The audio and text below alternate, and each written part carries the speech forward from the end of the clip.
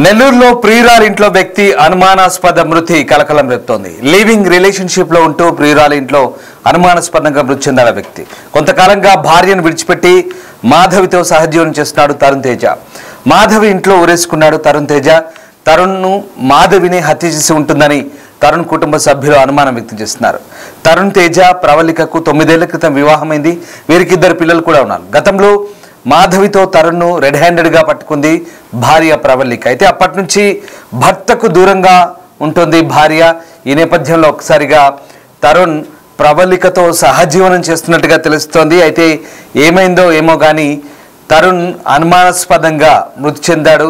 దీంతో ఒక్కసారిగా ఇది హత్యగానే తరుణ్ కుటుంబ సభ్యులు భావిస్తున్నారు. ప్రియురాలి ఇంట్లో వ్యక్తి అనుమానాస్పద మృతి ఇప్పుడు నెల్లూరులో కలకలం రేపుతోంది. భార్యను విడిచిపెట్టి మాధవితో సహజీవనం చేస్తున్నాడు తరుణ్ తేజ. అయితే ఆమె ఇంట్లో ఊరేసుకొని చనిపోవడంతో ఒకసారిగా ఆ కుటుంబ సభ్యులు అనుమానం వ్యక్తం చేస్తున్నారు. గత కొద్దేళ్లుగా ఇలాంటి వ్యవహారం నడుస్తుందంటూ ఆరోపిస్తున్న పరిస్థితి. దీంతో ఒకసారిగా ఆ ప్రియురాలి ఇంట్లో అతను చనిపోవడంతో ప్రస్తుతం ఆ కుటుంబ సభ్యులు ఆమె మీద అనుమానాలు వ్యక్తం చేస్తున్నారు. రైట్, మా కొలీగ్ సురేంద్ర జాయిన్ అవుతున్నారు. సురేంద్ర, తరుణ్ తేజ మృతి అనుమానాస్పదంగా ఉందంటూ ఆయన కుటుంబ సభ్యులు ఆరోపిస్తున్నారు. ఇంతకీ ఇది బలవన్మరణమా లేదా హత్యనా? పోలీసులు నిర్ధారించారు. అలాగే ఎలాంటి అనుమానాలు వ్యక్తమవుతున్నాయి? అసలు తరుణ్ ఎలా చనిపోయినట్టు? తరుణ్ తేజ అనే యువకుడు ఇంట్లో అనుమానాస్పద స్థితిలో మృతి చెందడం కూడా కలకలం రేపుతోంది. ఏదైతే నెల్లూరు జిల్లాలోని విడవలూరు మండలం వాగుల గ్రామానికి చెందినటువంటి తరుణ్ తేజకి 9 ఏళ్ల కిందట ప్రవళిక అనే అమ్మాయితో వివాహం జరిగింది. అయితే వీరికి 2 కుమారులు కూడా ఉన్నారు. అయితే Tarun Teja acting car driver గా పనిచేస్తూ కుటుంబాన్ని పోషిస్తుండేవాడు. అయితే 4 ఏళ్ల క్రితం అదే గ్రామానికి చెందినటువంటి ఓ మహిళతో పరిచయం ఏర్పడింది.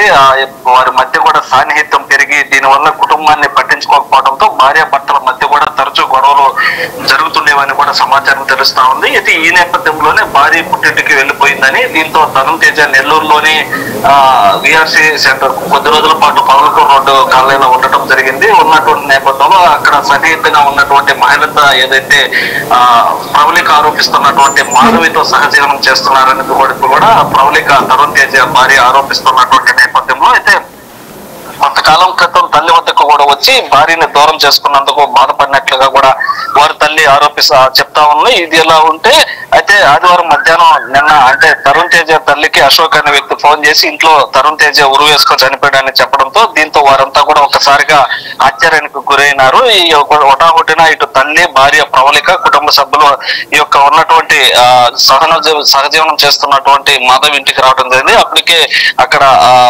ఎవలాడుతున్నటువంటి తరుణ్ తేజను చూసి ఒక్కసారిగా కన్నీరు మున్నీరైనటువంటి పరిస్థితి. అయితే తను ఇంట్లో లేనటువంటి సమయంలో తరుణ్ ఆత్మహత్య చేసుకున్నట్లు కూడా ఇటు మాధవి చెప్తున్నటువంటి పరిస్థితి. దీంతో ఇటు తల్లి శిరీష కుమారు మృతి పైన కూడా పలు అనుమానాలు వ్యక్తం చేసింది. దాంతో పాటుగా భార్య ప్రవళిక కూడా కొన్ని అనుమానాలు కూడా వ్యక్తం చేయడం జరిగింది. ఈ నేపథ్యంలోనూ పోలీసులు ఈ యొక్క వేదాయపాలెం పోలీసులకి ఈ యొక్క ఫిర్యాదు చేయడంతో పోలీసులు మృతదేహాన్ని కూడా పరిశీలించి పోస్ట్ మార్టం నిమిత్తం DGH లో కూడా పోస్ట్ మార్టం పూర్తయిన తర్వాత కుటుంబ సభ్యులకు కూడా అప్పగించడం జరిగింది. అయితే ఏదైతే గత 4 ఏళ్లుగా ఆరోపణలు ఎదుర్కొంటున్నటువంటి మాధవి ఈ యొక్క హత్య చేసుకుంటుందని చెప్పి కూడా ఇటు భార్య ప్రవళిక తల్లి ఇద్దరు కూడా ఆరోపిస్తా ఉన్నారు. ఎందుకనంటే గత 4 ఏళ్లుగా వీరి భార్యతో దూరంగా ఉంటూ ఇంటికి రాకుండా పిల్లల పోషణ కూడా పట్టించుకోకుండా ఉన్నారని చెప్పి గతంలో ఈ యొక్క తరుణ్ తేజ పైన కూడా కేసు నమోదు చేస్తున్నటువంటి కుటుంబ సభ్యుల ఆరోపణలపై మరి పోలీసులు ఎలా స్పందిస్తున్నారు?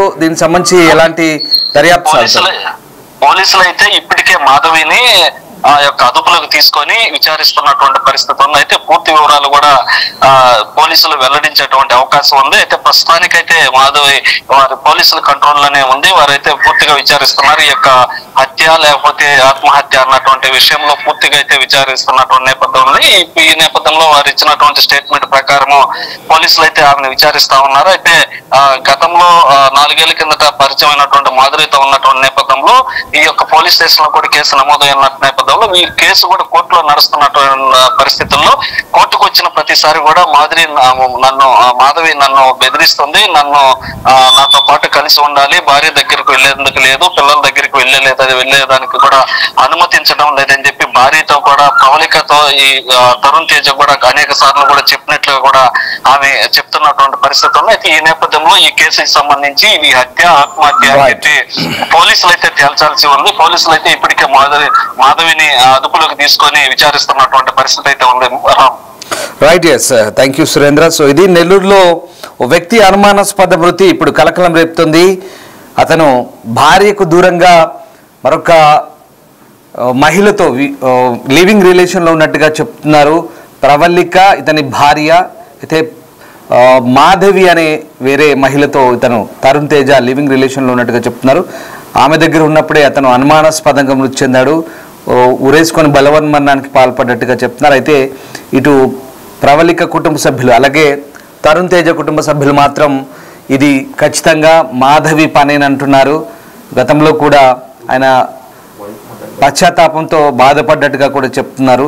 సో మొత్తం మీద ఇది హత్యగానే వాళ్ళు భావిస్తున్నారు. దానికి తగ్గట్టుగా పోలీసులు కూడా ఫిర్యాదు చేశారు. ప్రస్తుతం పోలీసులు కూడా ఆ కుటుంబ సభ్యుల ఆరోపణలతో వాళ్ళు కూడా దర్యాప్తు ప్రారంభించారు. ఇంతకీ తరుణ్ తేజ కుటుంబ సభ్యులు చేస్తున్న ఆరోపణలు ఏంటి, అసలు వాళ్ళు ఎలా స్పందిస్తారు, ఏం మాట్లాడారు ఒకసారి చూద్దాం. ప్రవళిక, మా ఊరు వావిళ్ళ. నాకు 2017 ఆగస్టు 17 విడవలూరు తరుణ్ తేజతో వివాహం జరిగింది.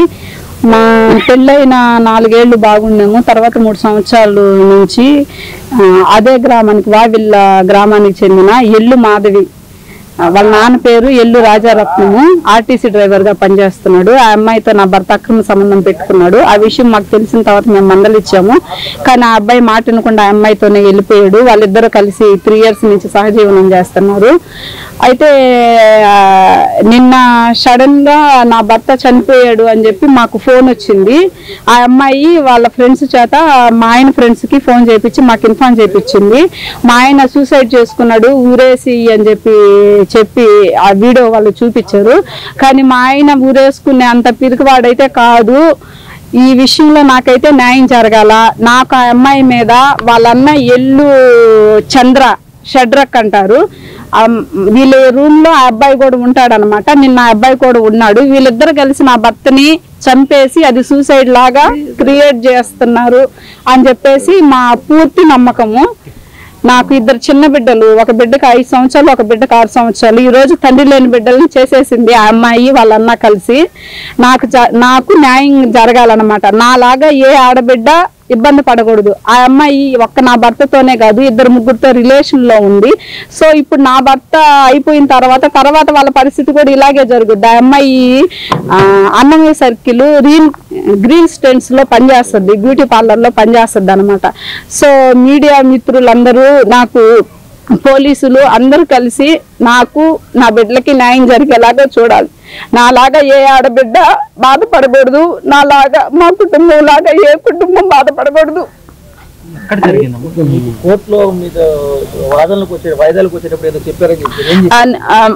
నేను మా ఆయన మీద కేసు పెట్టాను అనమాట. ఇలా అక్రమ సంబంధం పెట్టుకున్నాడని చెప్పేసి. ఆ అబ్బాయి వాయిదాలకు వచ్చి నాతో మాట్లాడేవాడు.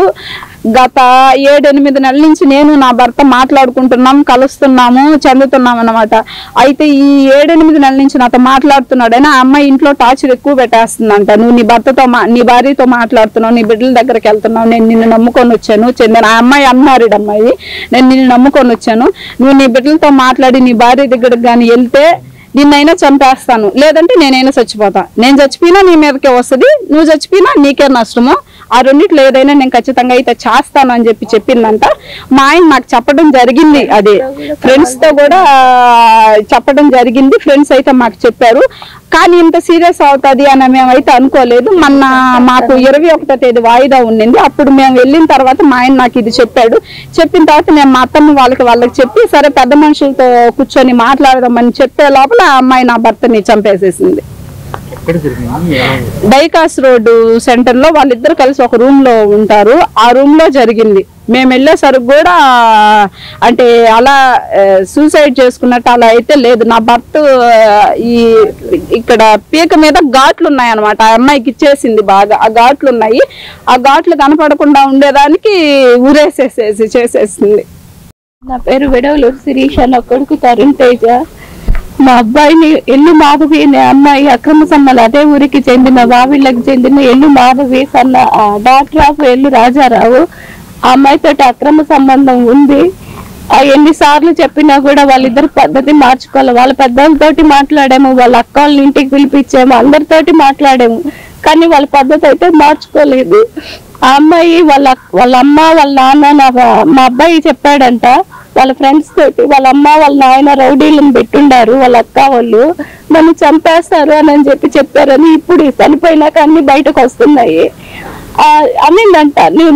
నీ భార్యతోటి, నీ అమ్మ వాళ్ళతోటి, నీ బిడ్డలతోటి కానీ మాట్లాడినావు అంటే నేనైనా చచ్చిపోతాను, నిన్నైనా చంపేస్తాను అని చెప్పిందంట.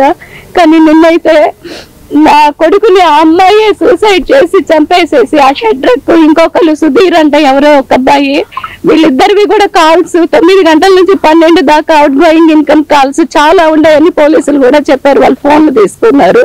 నా బిడ్డనైతే చంపేసేసింది. నా బిడ్డను చంపేసేసి వాడే సూసైడ్ చేసుకొని చచ్చిపోయినాడని చెప్పి మాకు ఆ అమ్మాయి వీడియో తీసి ఫ్రెండ్స్ కి పంపించి ఫ్రెండ్స్ ద్వారా మాకు చెప్పించింది.